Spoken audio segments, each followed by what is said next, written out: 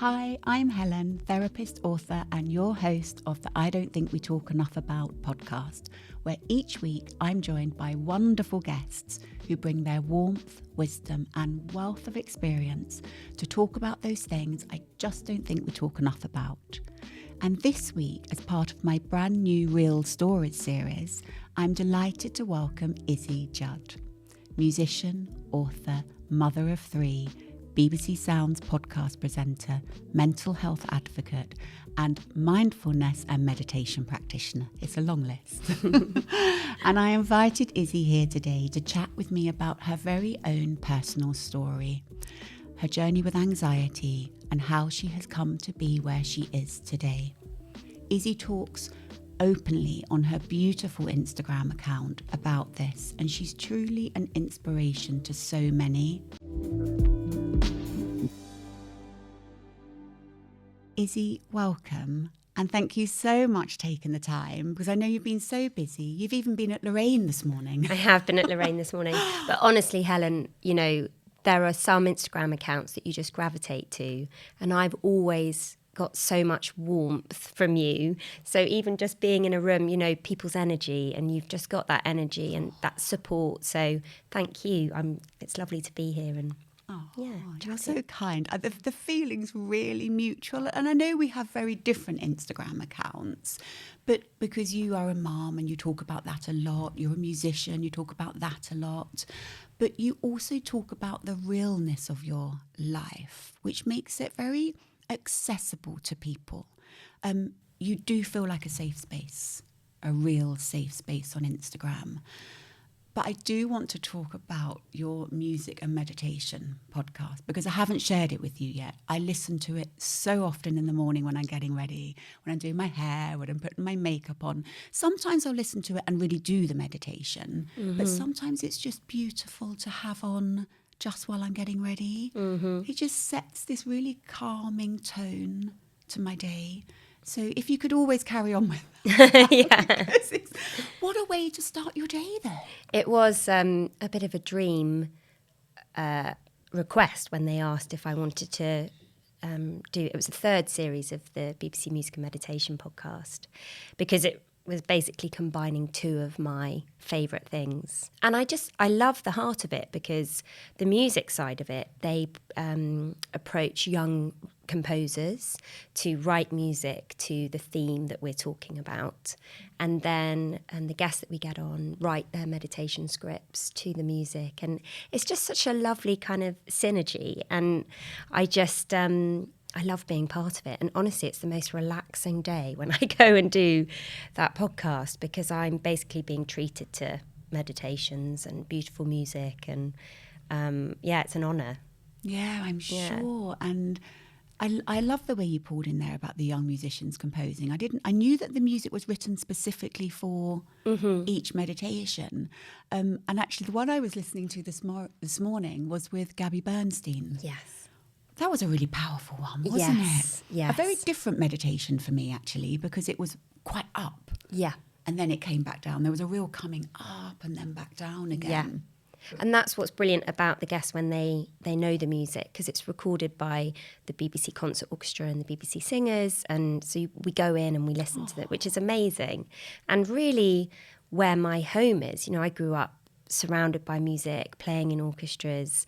So it's walking into a place which is very familiar, and being able to combine that. But yeah, the guests listen to the music, and you work out where the pauses are, and actually the silences are really important to let the music come through.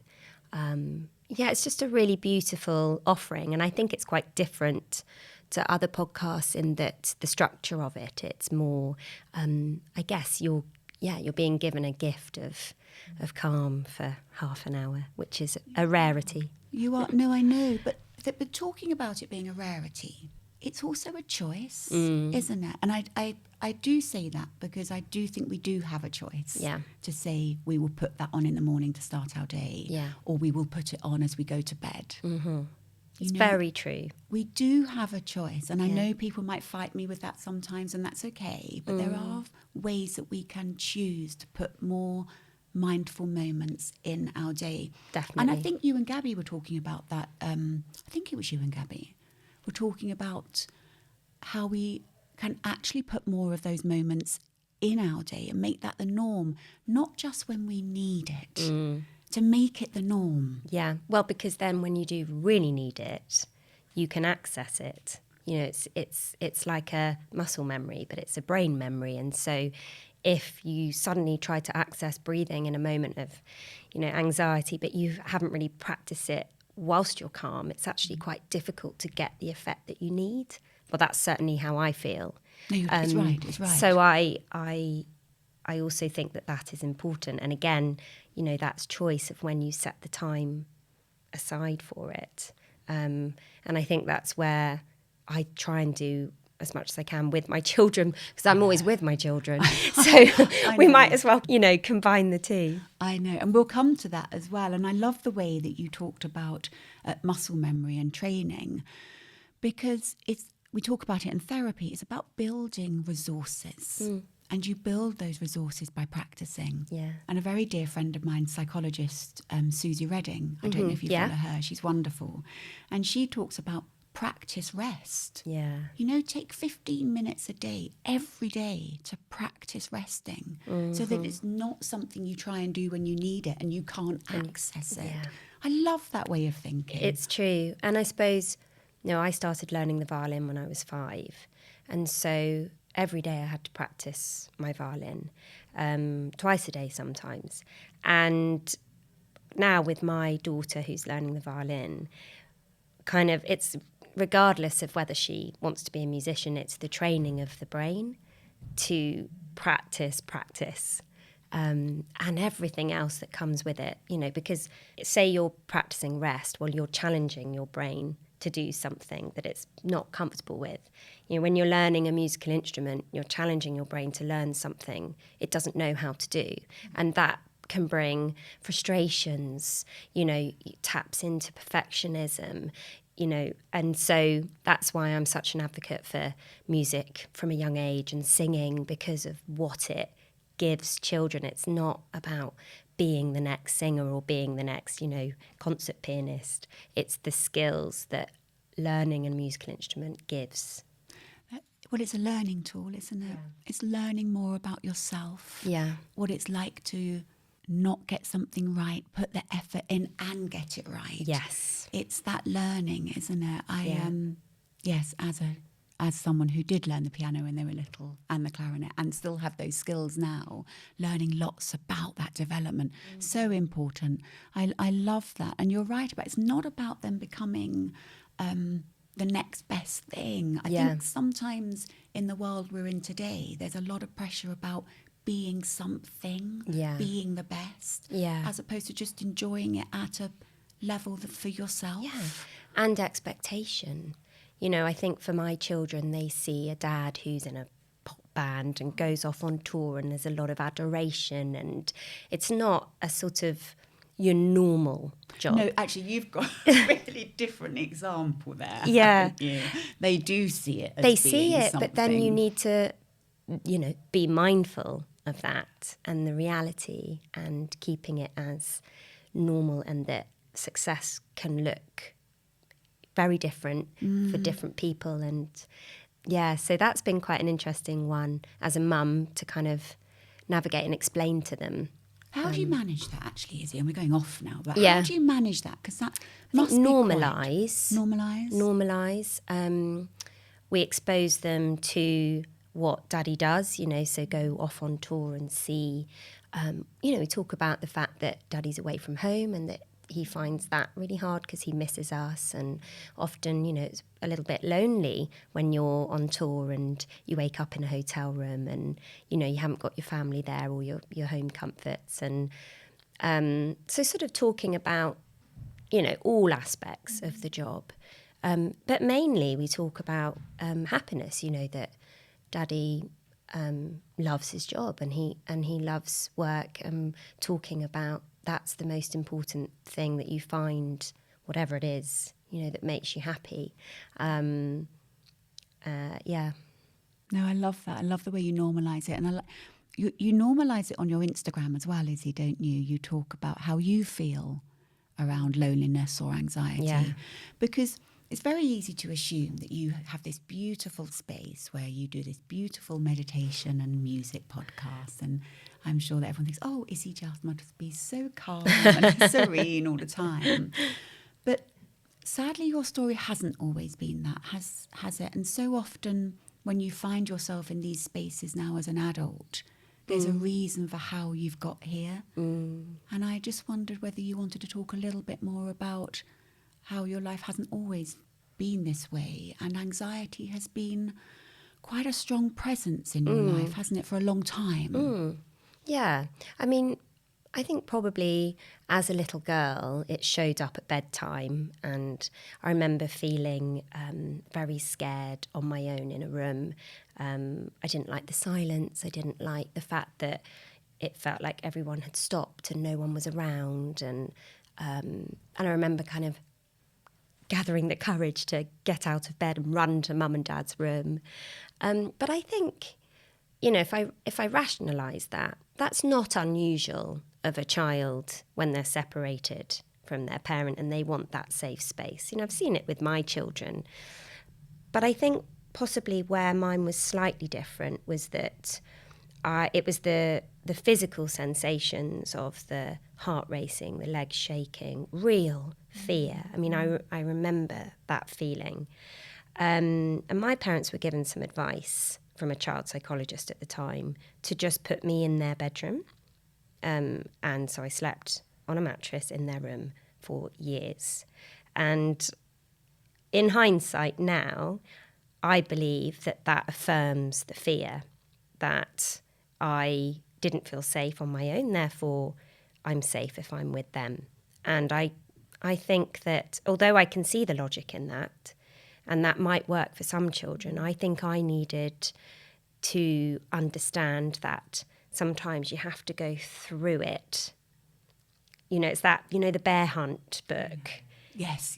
You can't go under it, you can't go over it, you've got to go through it. And I say that often to my children. Sometimes you just have to face your fear, for the fear to not get bigger.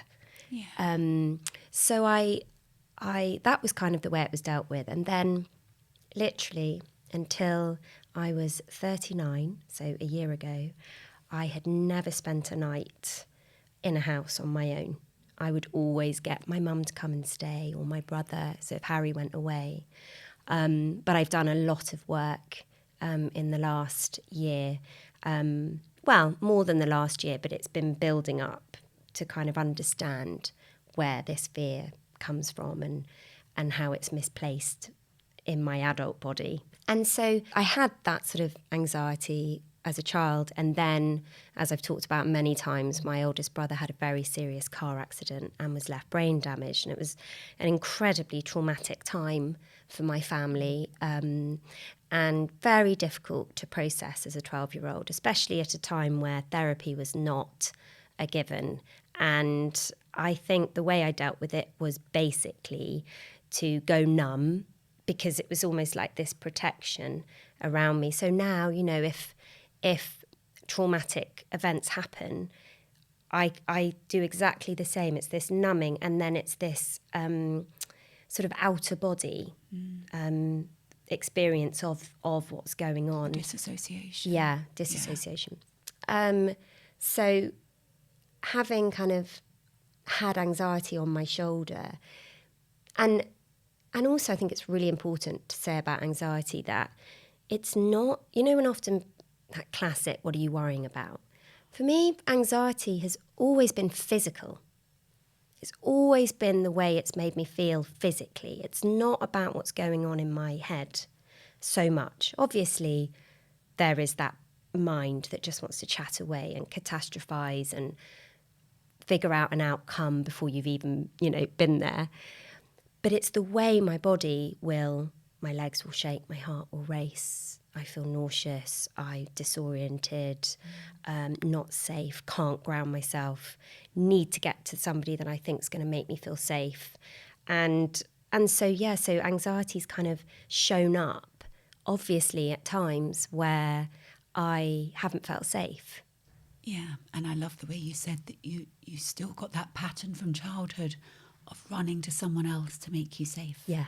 You don't feel that you can make yourself safe. Yes. So your relationship with your own self-trust is wobbling, isn't it, at that moment? Definitely. And it's also, I do and have said, I do also look at anxiety as being a friend. You've said that. I've heard you say that. I'd love you to talk about that a bit more. Just because it doesn't sound like a beautiful friend at the moment with No. the shaking legs, the racing heart.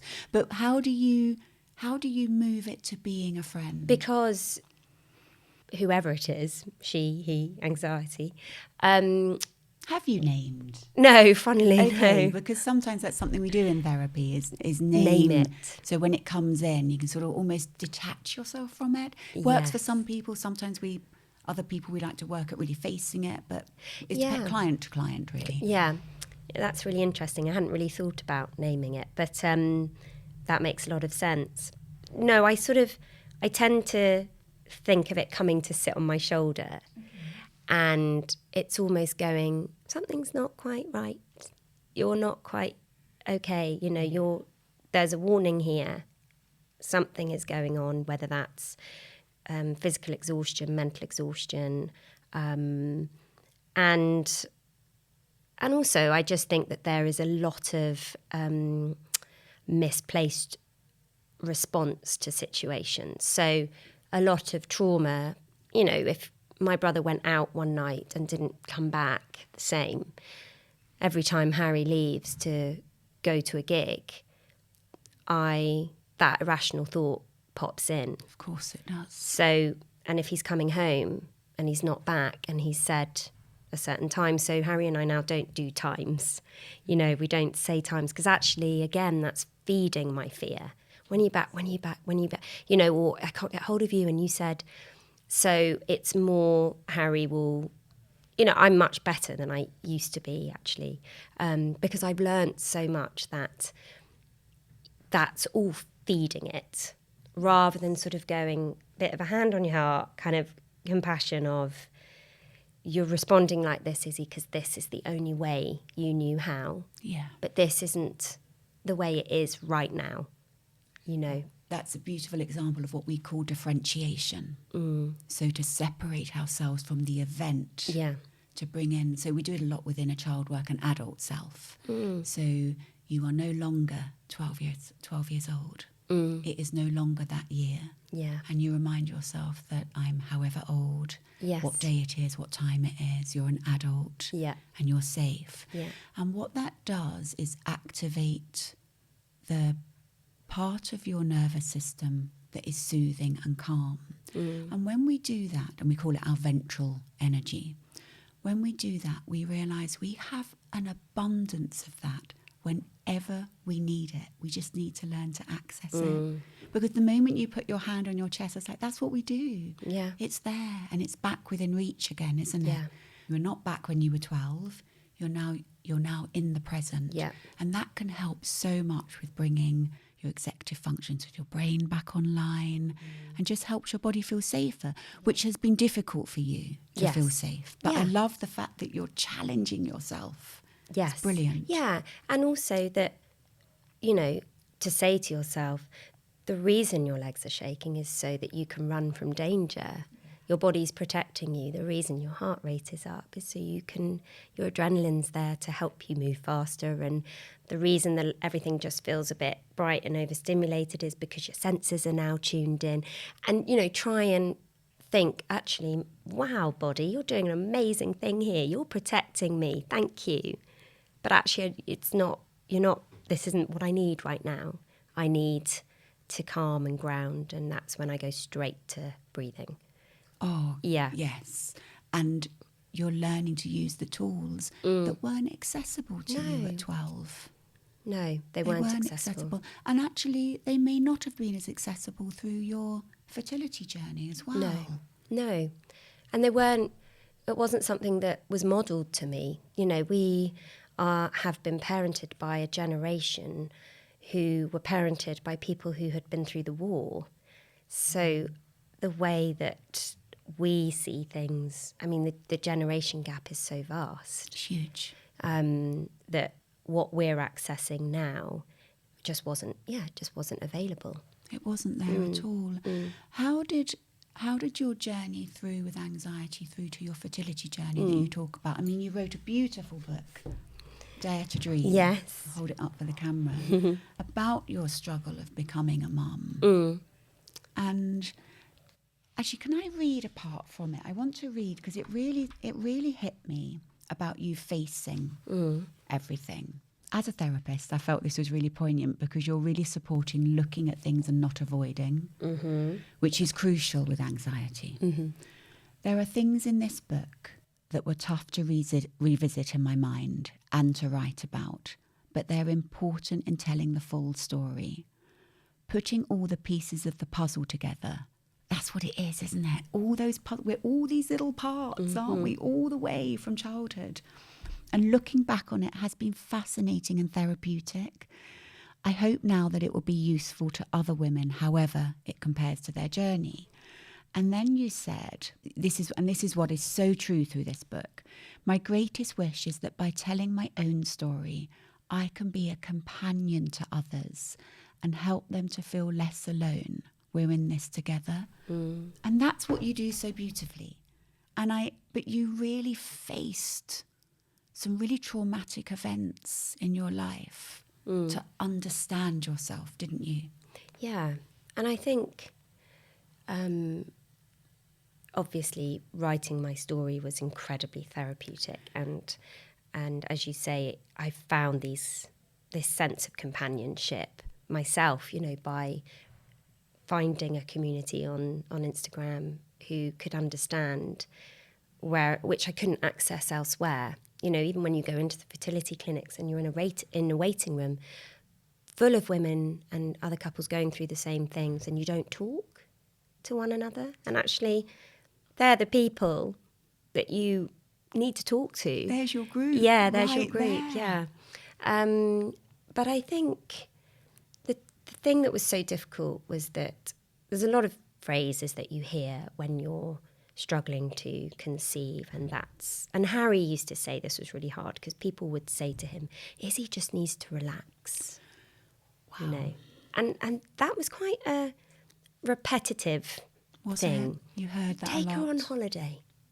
My friend, they went on holiday and she fell pregnant and it's said with the best of intention, course, isn't of it? I course. know, but absolutely. it's until someone's walked in your shoes. Yeah. Wouldn't we all love to be able to say, oh, we just need to calm down, or we just need to, okay. Wouldn't That's that be, it. I know, but it's not that easy. It's not that easy, but it did make me think, okay, so what is it about the body being in a relaxed state or not being in a relaxed state that could affect what's going on here? And I think that because of everything that had happened to me, my body's general state was not one of safety. Yeah. So the last part of my body that is going to want to work is reproduction. Because if I don't feel safe, then the body's not going to respond. That's what I believe. When my mum lost her father, her period stopped for a year. I think it's very sensitive part of our body, and any stress, any trauma is going to impact. But if that's in you, it's not very helpful to say or not for other people, but for ourselves to say, Izzy, you need to relax. When your general level is not somebody that is sitting at a level of safety and natural or a natural ability to be calm or to relax. Now I feel differently, but at the time, especially when, you're thinking, well, what is my future without children? How will that impact my marriage? How will that, and you start to sort of ask yourself these questions. And as a woman, I should be able to do this. This is the most natural thing that a woman should be able to do, and I failed.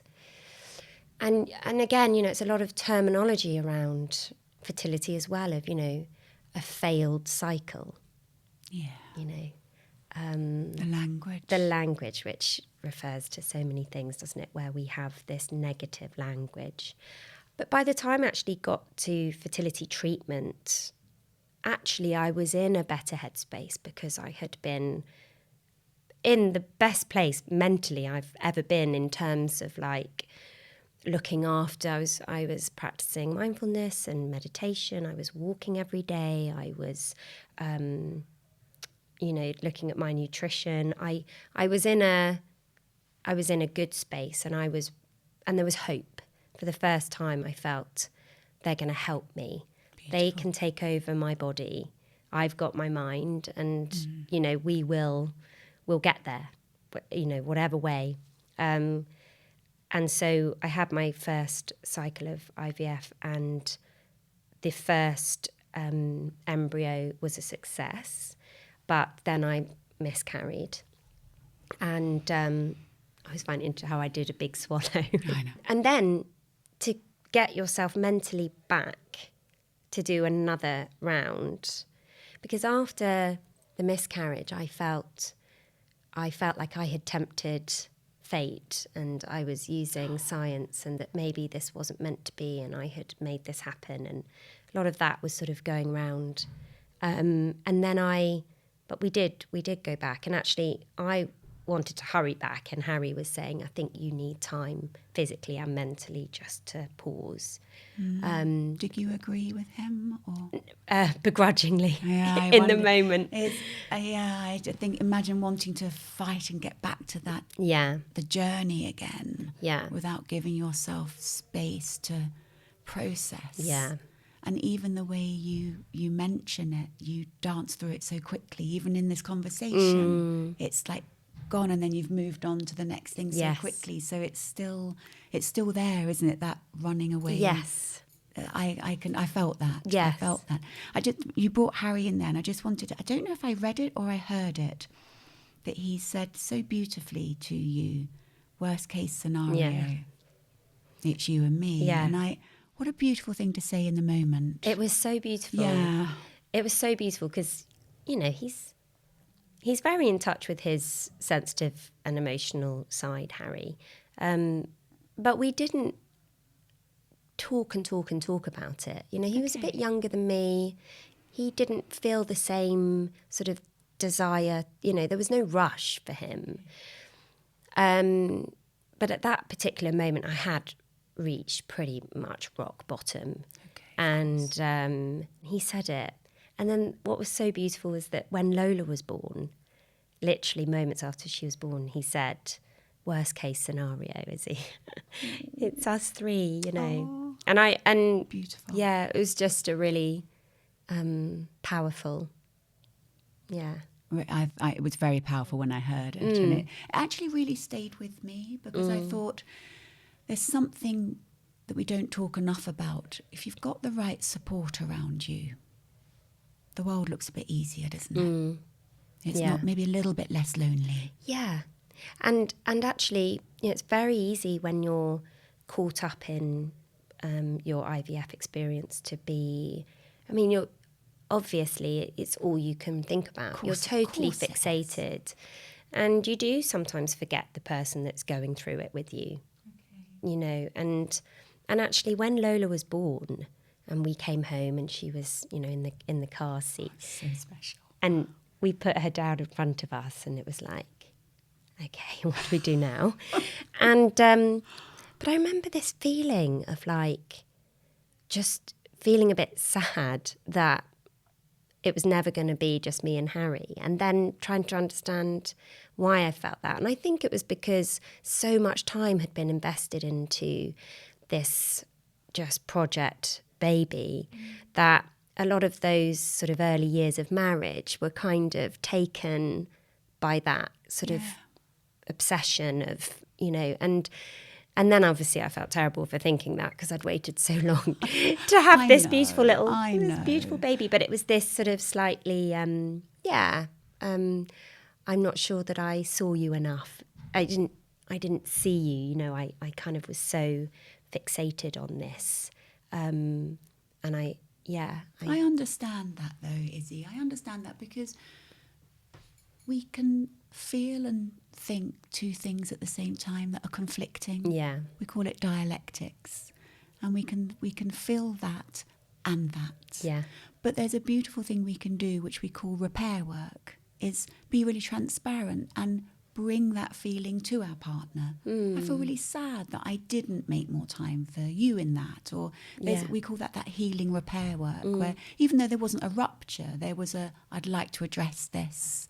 And it's actually, that acknowledgement of it. That's really interesting to link that to when you are going through your fertility struggles, being able to be happy for others that are successful. Yes. There's that word, wise.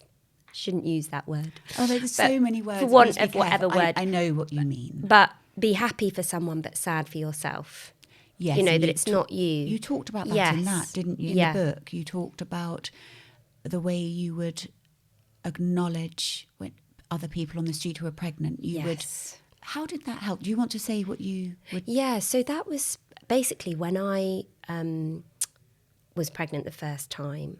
My brother and his wife were pregnant at the same time. And I obviously went on to miscarry. And it was after I miscarried that they told me that, not straight away, obviously, but, they had to tell me that I was going to be an auntie, which was one of the most magical pieces of news. And yet I was so angry because I wanted to be happy for them. I was angry because it had been so easy for them. It was just this feeling, and I've spoken to them about that.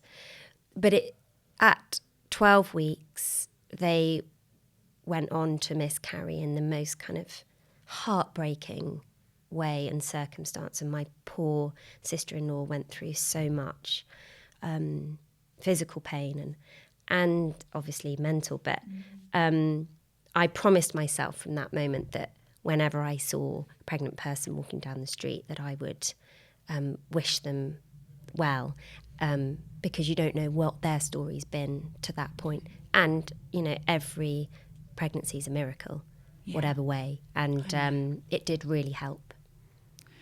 Yeah, I think we can't help but be someone who makes assumptions, can we? Yeah. We just assume because we compare with our own story, our own lens. Yeah. We don't know what someone else has been No. through. We never do. No. Or if this is their third attempt, or we can't assume. Yeah.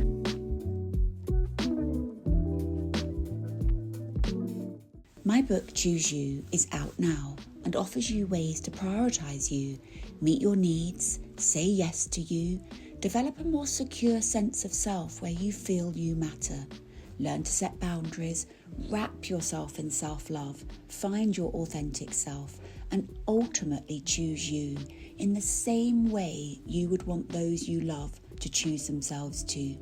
Choose You, out now. So Izzy, I wanted to talk about your journey into mindfulness because you wrote another book, like a literary queen. You have two books. You wrote another book, Mindfulness for Mums. And I think I read in this book, your first book, that Harry had bought you a course of mindfulness classes. Yes. So mindfulness was new to you. Mm-hmm. But it was obviously such a gift, not just for yourself, I would imagine for your marriage, but also for your children that you've now gone on to have. Yeah. So it might be worth defining what mindfulness is for those who don't know, because it's used a lot, that term, but do people really know what it means? I think in complete basic form, it's the ability to be present. Beautiful. Yeah. I don't think it needs to be more complicated than that. You don't need to sit down and be in a meditative pose. You don't need to be silent. You can practice mindfulness basically anywhere once you know the tools of how to do it. There's loads of sensory ways in which you can practice mindfulness. Temperature of water when you're washing your hands, just noticing it. When you're waiting for the kettle to boil, ground your feet, take 2 breaths. when you get home from in my case, the mad school run. Oh, I remember it well. Oh, it is a difficult time. You've done a day before a day, and you put your key in the door, and I use that as an anchor. I'm going to take a breath here. And beautiful. I think it's just bringing that awareness in. You know, I also, what I wanted to do through Mindfulness for Mums is, clearly because of my own anxiety struggles, I felt I wanted to give my children tools to manage their mental well-being, something which I didn't have access to that would have been beneficial. And so I was trying to find ways in which I could do this with them, kind of, you know, do it both at once. And it's amazing. Like now Lola will kind of say to me, we do a take 5, which is where you take a breath on each. Oh, yes, I love this one. Yes. Which I've done. Do you want to explain that? Yeah. So it's just really simple, but you've because we've all got access to this. You take 5 deep breaths. So you would breathe in as you draw up your thumb, and out and in. As you trace the outline of your hand. Thank you. And then you take 5 breaths. Oh. And I said to Lola and Kit, you can do this under your desk at school. Oh, you can, any, you know, or for me, if I'm on the tube, or any moment where I just need to take that. And I think as well, because people, sometimes it's hard to just take 5 breaths, but actually if you can feel something and you've got a guide and it's helpful. Anyway, so Lola will now go, Mummy, I think you need to take 5. It's kind of backfired. No. And in that moment you're like, I really haven't got time. But then I'm kind of like, no, yeah, she's right. You're right. She's right. I do. So and that links me to my favourite part of your book, actually. I loved it and it's really stayed with me since I read it. And it is calm begins with me. Yeah. And it really does. And I think even we talk about it as the pause between being activated and reacting. If in that tiny pause you can say, calm begins with me, you will then be able to respond to a situation instead of react. Yeah. And that was so, I loved that in there. And that's a slightly different one because you do it.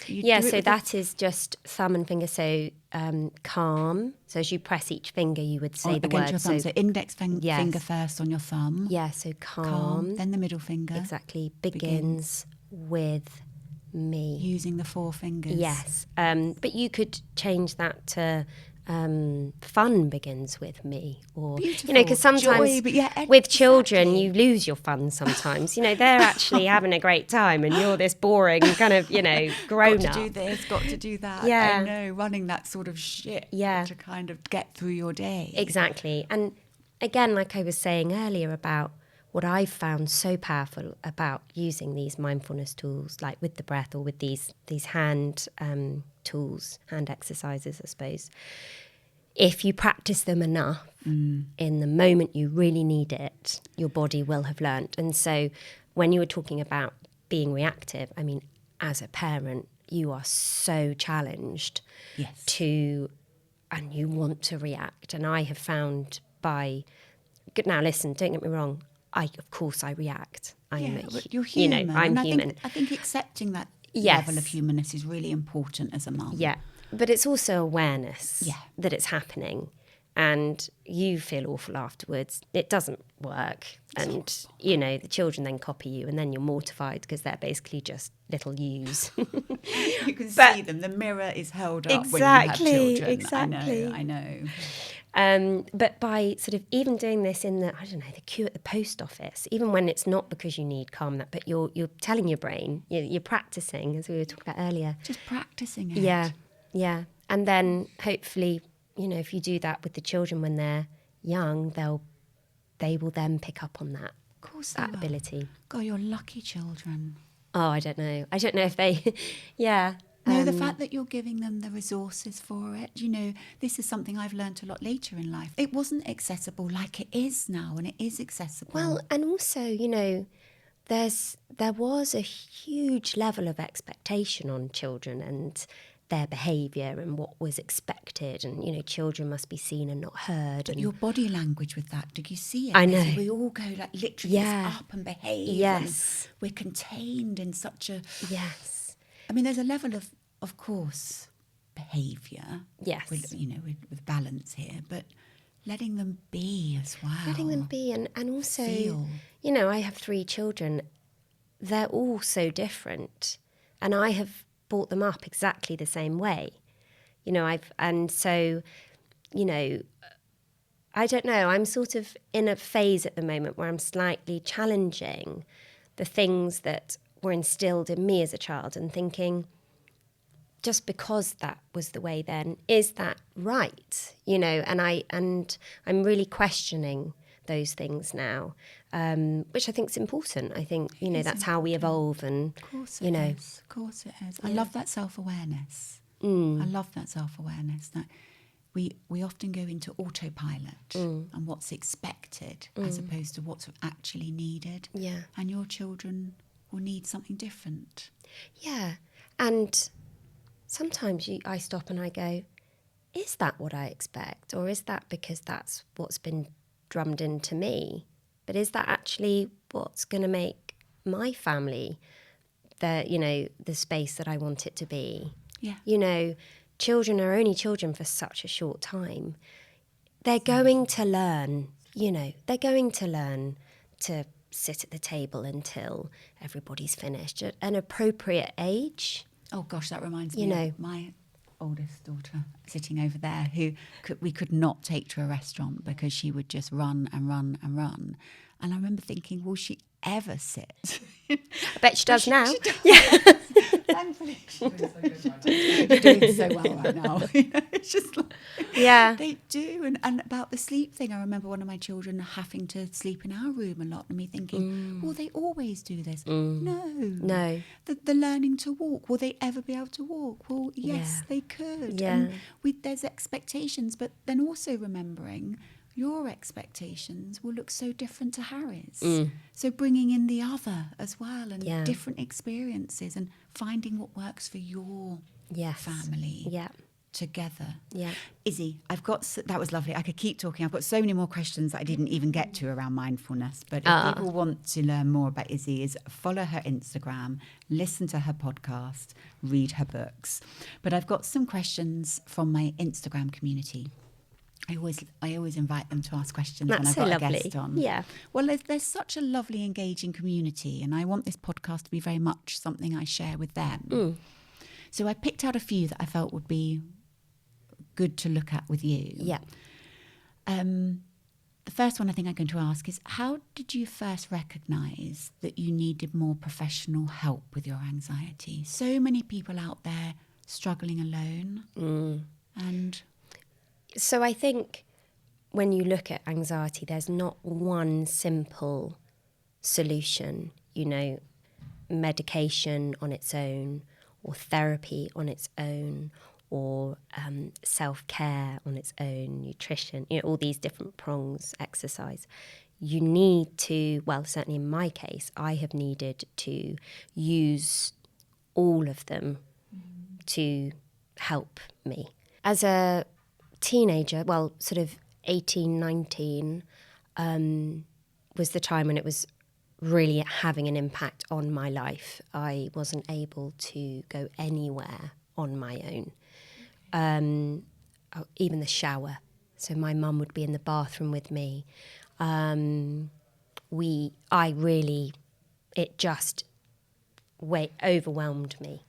And obviously my parents did the best they could, but obviously it was a completely new space for them to be in. And I had some cognitive behavioural therapy. And so we did things like, I would get in my car, Mum would be in hers, and she would follow me. You know, we'd kind of we'd go to a supermarket, because I found going to the supermarket quite overwhelming, and so she would wait at one end of the aisle and I would be at the other, and we would meet at the end. I mean, I was so sort of in such a bad space. So I suppose in that instance, my parents were still very much involved with how that I needed support and I needed more help. But I did get through that period. I suppose since becoming an adult, I have learnt loads more about the impact of therapy and what type of therapy. Yeah, so many different types. So many different types. But something which I have found unbelievably helpful in my puzzle has been EMDR, which works on trauma. Yeah. Yeah. So, yeah, I think it's important to, never be ashamed of being able to acknowledge and tell somebody that you are, because it's such an invisible thing, anxiety.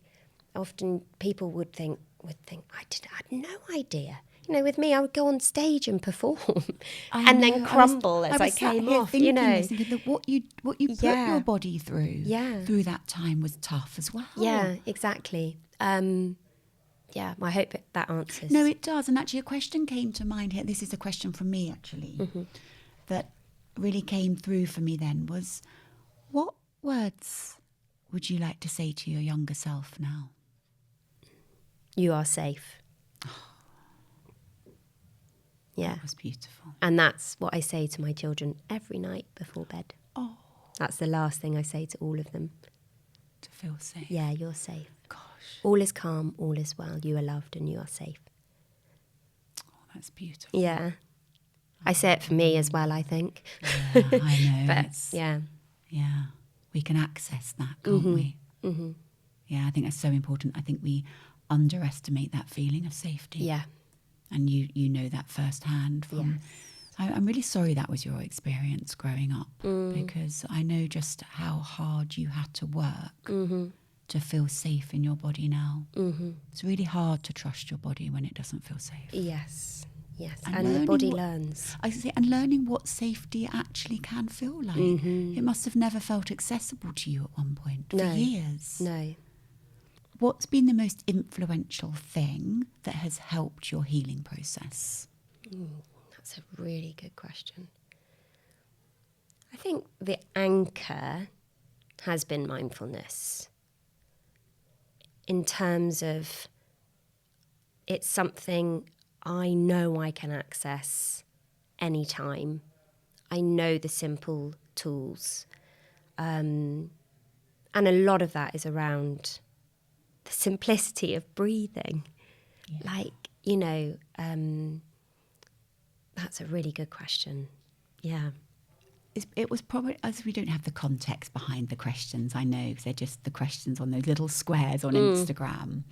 But I wondered what was behind that question, and people almost needing reassurance about how to start the healing process. Yes. And almost, I think people sort of wonder whether it's too far to reach. To grab it, or if it's not accessible to them. But actually what you're saying is it's so accessible. Start small. Mm-hmm. Start small with and investigate, be interested yes. in why it keeps showing up for you. Why is your body responding in this way? Yeah. And the pattern, where's it come from? Yeah. Even maybe noting down when a scenario has happened and what might have happened around it, and sort of try to start to think, okay. So for me, it always comes back to that. I don't feel safe. Yes. And then you kind of know where you're trying to go from, what you're trying to work at. Absolutely. And then when we realise that the mind and the body are so connected, well, they are connected, not so connected, they're connected. And the power of the vagus nerve that connects the brain all the way through to all of our organs. It's the longest neural pathway. Yeah. And how our body, I think it's 80%, I'm sure it's not exact, but 80% of the messages are from the body up to the mind, and 20% back down. And you think about the way your body responds, the fear response in you, it's just shooting those messages up to your brain. It says, I don't feel safe. We call it a bottom-up approach, which is to make the body feel safe, calms the mind. Yeah, well, that's it, because I had some, really incredible therapy and help. But I said to Harry, but my body's just not catching up. My body's not getting the message. Great line. My mind is there. I rationalise, but my body's still there. And that's... Yes, and that happens so often. And one of the ways I work with that, because I do a lot of somatic work in therapy, is just to sit for a moment and tap your fingers here. And it's amazing just how quickly you can just activate the calming states. We need to make the body feel safe. Another one that I love that I've started using recently is just massage, because the vagus nerve runs across your face. I can't get the exact way. And literally massaging across underneath the eye and on the sinus points. So effective at bringing calm. Yeah. If your body doesn't feel safe, Yeah. it's going to trigger all of those unsafe feelings. Yeah. So we always work with the body to make it feel safe. Yeah. There was one other question relating to IVF that I wanted you to kind of consider, was how do you move on after finishing IVF for good? I don't know any context behind this, whether they had a child or didn't have a child, but I wonder what you would want to say to that with your beautiful warmth. I think I certainly experienced a sense of grief around the process. We had a frozen embryo stored, which I spoke about recently. We've since very recently donated to research, which was another grief point, another moment of acceptance that part of my story has closed. I almost think that sometimes the hanging on to knowing what decision you've got to make is far worse than when you've made the decision and then you're living it. Then you've done it and you've kind of made that choice, and then you're able to almost sitting in the what do we do? Shall we store it? Shall we not? Shall we? That kind of that liminal space where it feels like a void, an empty void. An empty void. Yes, it's hard, and so really hard. Perhaps because, as you say, I don't know what context that is, but being in that space is a very uncomfortable space to be. So almost making that decision to move on is going to be more, I guess, something that your mind is able to accept more than, but what if? Kind of, if we go back and or maybe we could do this, or maybe you're sort of in that anticipation state, which is unsafe. No good. Which is very unsafe. Can feel really unsafe. I mean, obviously everybody's experiencing something unique, but even now when I see somebody pregnant, it triggers I was waiting for that positive pregnancy test, or just that period of time that was so hard. It's amazing how seeing that will still bring up, a memory. Yeah. So just go, be gentle, be kind to yourself. And you're not alone. No, I think that was lovely. That was beautiful. And then my one final question that I ask all my guests, which is, what does it mean to you to choose you? Yeah. I think at this moment in my life, I know how important it is to choose me, but I can't stop choosing my children again and again and again. However much I know, for their sake, I need to choose me. I guess where I choose me are in those quiet few moments where I sit and, meditate or read, or I love tapestry.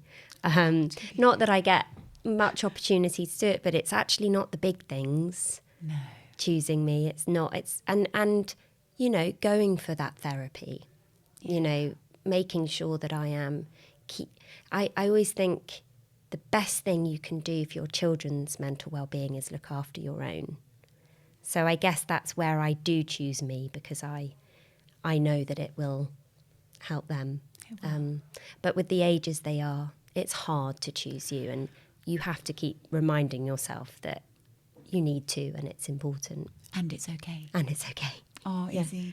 Izzy, thank you Thank you, Helen. much. I've just loved talking to you. I knew I would. And me. And we could just carry on. I know. Let's just say, forget it's the podcast. Exactly. And just keep chatting. But I thank really you. appreciate you taking the time. Thank you. I really do. So thank you so much. Thank you, Helen. Oh.